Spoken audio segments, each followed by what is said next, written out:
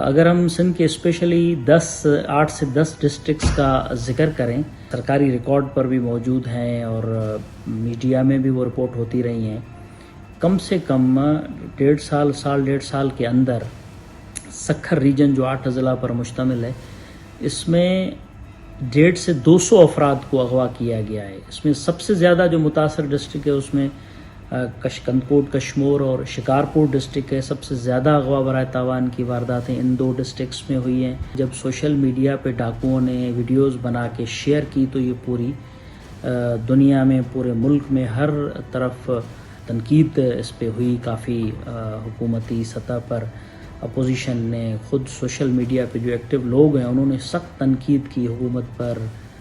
کافی لوگ جو اغوا ہیں اس وقت بھی ڈاکوؤں کے پاس یرغمال ہیں۔ پولیس نے دوبارہ ایک بار پھر آپریشن کو مزید تیز کرنے کا فیصلہ کیا، یہاں تک کہ prime minister of Pakistan Imran Khan نے بھی اس بات کا نوٹس لیا۔